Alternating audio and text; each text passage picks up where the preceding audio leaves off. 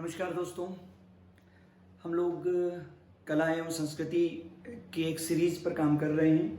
उसी की कड़ी में हम लोग गुफा स्थापत्य कला पढ़ रहे थे और गुफा स्थापत्य कला का आज जो है वो लास्ट पार्ट है, थर्ड पार्ट केव आर्किटेक्चर। इससे पहले वाले जो वीडियो थे उसमें हम लोगों ने आपने रिवाइज भी किया होगा। सबसे पहले हम लोगों ने आदिम काल में यानी बिल्कुल जो पाषाण काल था उस समय प्राकृतिक गुफाएं कौन कौन सी थी उसका डिस्कशन किया था। उसके बाद मौर्य काल में निर्मित गुफाएं, उसके बाद फिर हमने अजंता एलोरा की गुफाओं को डिस्कस किया था। आज जो इम्पोर्टेंट जो रिमेनिंग गुफाएं जहाँ से क्वेश्चन बनते हैं वो हम लोग डिस्कस करेंगे। इसके बाद के जो वीडियो हैं वो हम अन्य जो कला है, मंदिर स्थापत्य कला, मूर्ति कला, उस पर हम लोग बढ़ेंगे। ठीक है, तो आज के जो वीडियो है इसमें 3-4 चीजें, एक तो एलिफेंटा, इसके अलावा बाघ की गुफाएं, उदयगिरी, खंडगिरी की गुफाएं और उदयगिरी की गुफाएं, ये 4 जगह की जो गुफाएं हैं इनको हम लोग डिस्कस करेंगे। ठीक है, देखिए सबसे पहली जो आज की गुफा है वो है एलिफेंटा। क्या क्या चीजें आपको इसमें पता होनी चाहिए।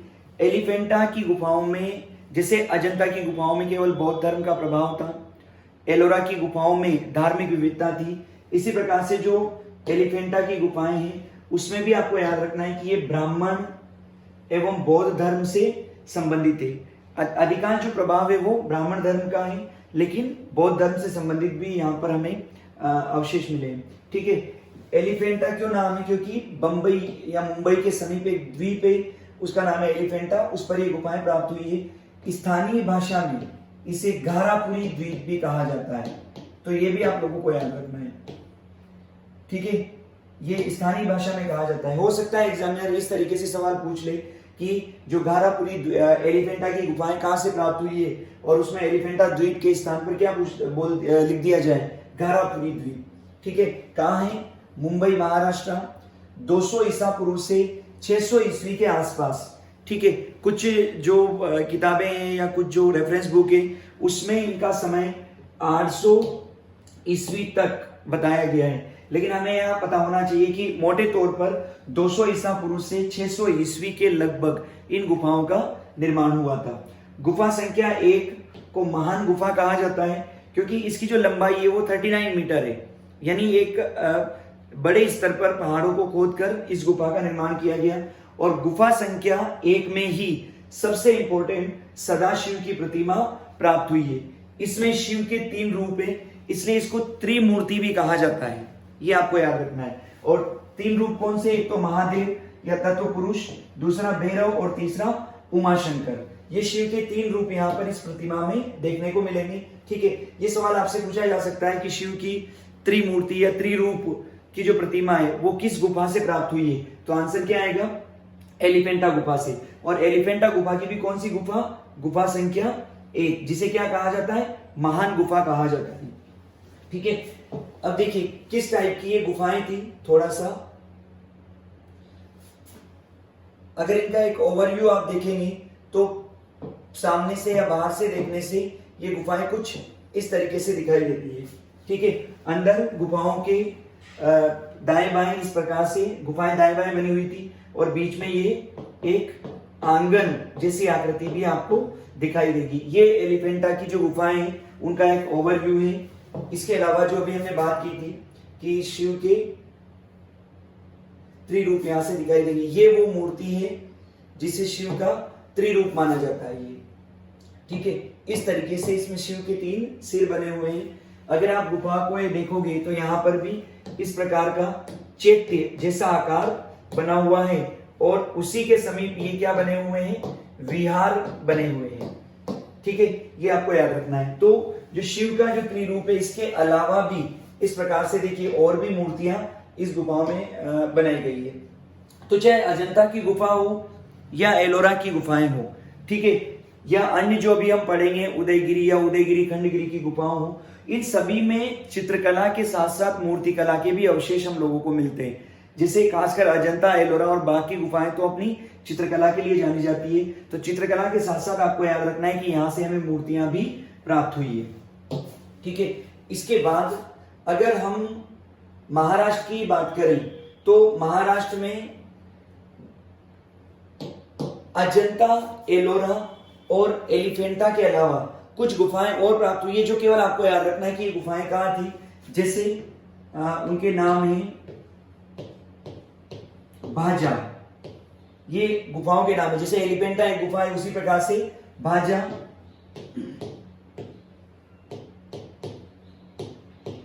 बेदसा,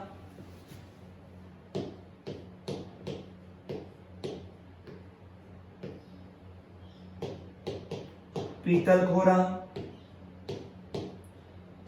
और नासिक, ये कुछ गुफाएं भी आप लोगों को याद रखना है। यानी ये जो स्थान है, यहां से भी हमें कुछ गुफाएं प्राप्त हुई है। ठीक है, तो अजंता, एलोरा, एलिफेंटा, बाजा, बेदसा, पीतलखोरा और नासिक, ये जो सभी गुफाएं हैं, ये सभी हमें महाराष्ट्र के कौन से हिस्से से?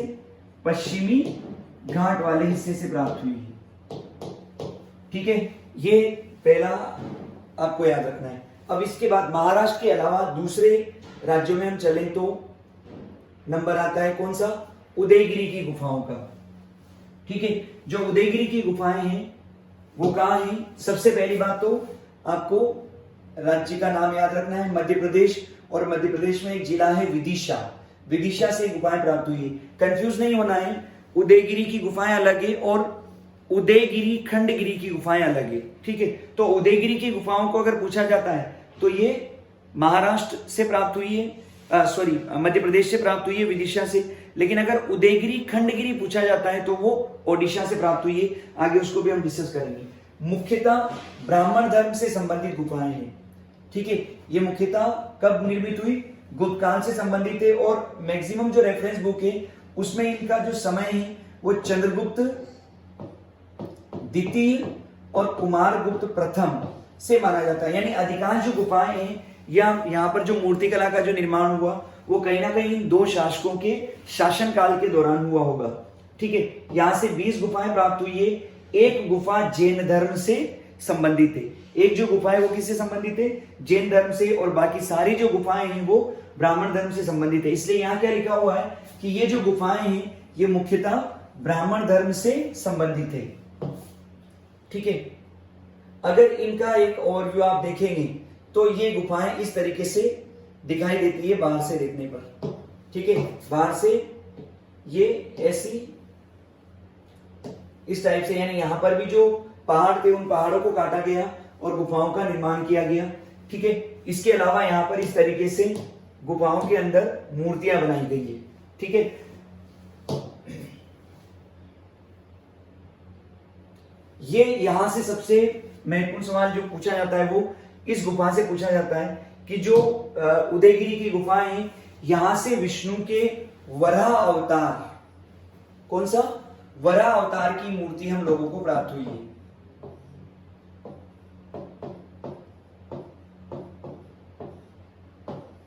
ठीक है, ये आपको पता होना चाहिए। इस वराह अवतार की मूर्ति की खास बात क्या है कि इसमें जो पृथ्वी है उसको स्त्री के रूप में दर्शाया गया है। ठीक है, अन्य जगह जो वराह अवतार की मूर्तियां आगे चलकर बनाई गई तो वहां वराह के जो आगे के जो दांत होते दोनों, उस पर ग्लोब को रखा हुआ दिखाया गया। लेकिन यहां क्या है? वराह का जो दांत है उससे स्त्री लटकी हुई है, और यानी कि जो पृथ्वी है उसको स्त्री के रूप में बताया गया है। वराह का जो पैर है उसके आगे ये देखिए शेष नाग की प्रतिमा बनी हुई है। इस टाइप से इसको बनाया गया। और वराह की जो मूर्ति बनी हुई है उसके आगे ऐसे समुद्र देवता की मूर्ति बनाई गई है।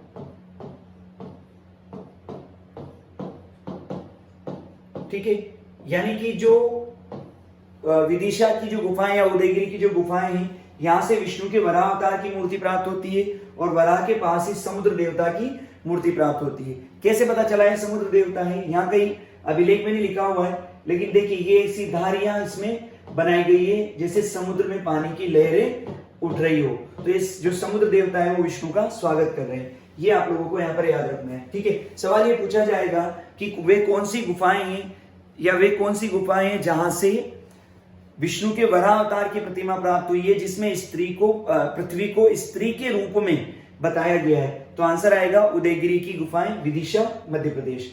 ये आपको इनके बारे में पता होना चाहिए।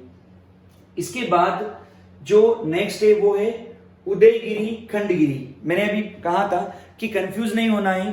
उदयगिरी की गुफाएं मध्य प्रदेश में हैं और उदयगिरी खंडगिरी की जो गुफाएं हैं वो कहाँ हैं? भुवनेश्वर के समीप ओडिशा। ठीक है, और इन गुफाओं को सामान्य जो भाषा है, जो सामान्य जो लोग हैं वो कटक की गुफाएं कहते हैं। ये किसके द्वारा कहा जाता है? यहां पर भी वही स्थानीय जो समुदाय है वो स्थानीय समुदाय क्या कहता है? कटक की गुफाओं के नाम से इनको जानता है। कहां निर्मित है? उदयगिरी खंडगिरी की पहाड़ियों में इन गुफाओं का निर्माण करवाया गया है। उदयगिरी में 18 गुफाएं हैं और खंडगिरी में कितनी? 15 गुफाएं हैं। ये आप लोगों को याद रखना है। ठीक है, यानी यहां से कुल कितनी? 33 गुफाएं प्राप्त हुई है। इनमें से अधिकांश का निर्माण कलिंग के शासक खारवेल ने करवाया था। यानी जो गुफाएं हैं उनका निर्माण प्रथम और द्वितीय और प्रथम सदी ईसा पूर्व में हुआ था। यानी कि अधिकांश जो गुफाएं हैं वो अजंता, एलोरा, उदयगिरी और इन गुफाओं से प्राचीन मानी जाती है। ठीक है, तो निर्माता कौन है? कलिंग का शासक खारवेल। उदयगिरी की पहाड़ियों में कितनी? 18 गुफाएं हैं और खंडगिरी की पहाड़ियों में कितनी? 15 गुफाएं हैं। ओके, ये एक ओवरव्यू है। ठीक है, जो उदयगिरी की जो गुफाएं हैं वो इस तरीके से आपको दिखाई देगी। और देखिए यहां जो गुफाएं हैं उनको दो डबल मंजिली यानी 2 मंजिलें आपको दिखाई देगी। ये ग्राउंड फ्लोर और ये फर्स्ट फ्लोर। ये भी एक खास बात है कि यहाँ की जो अधिकांश गुफाएं हैं वो डबल मंजिली गुफाएं हैं। और इनमें भी जो सबसे सुंदर है वो रानी की गुफा है, आगे हम बात करेंगे। इस तरीके से ये निर्मित है। ये आपने बहुत फेमस एक अभिलेख का नाम सुना होगा, हाथी गुम्फा। तो ये वही है हाथी गुम्फा। यहीं से कलिंग के शासक खारवेल का हाथी गुम्फा अभिलेख भी प्राप्त हुआ है।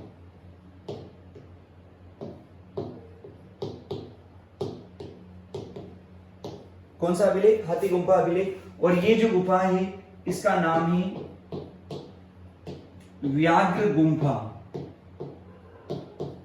ठीक है, ये हाथी गुम्फा और ये व्याघ्र गुम्फा, ये भी हमें उदयगिरी खंडगिरी से प्राप्त हुई है। इन गुफाओं में अगर आपसे थोड़ा और डीप में अगर एग्जामिनर जाता है तो थोड़ा आपको याद रखना है। इस टाइप से यहाँ पर गुफाओं के नाम है, सभी गुफाओं के अलग अलग नाम है, लेकिन यहाँ हम कुछ एग्जाम्पल डिस्कस कर रहे हैं। जैसे जो उदयगिरी है, यहां से जो गुफाएं प्राप्त हुई है उनके ऐसे नाम है। रानी गुम्फा जो 2 मंजिला है, बाजाधारा गुफा, गणेश गुम्फा, व्याघ्र गुम्फा, हाथी गुम्फा, जगन्नाथ गुम्फा, छोटा हाथी गुम्फा।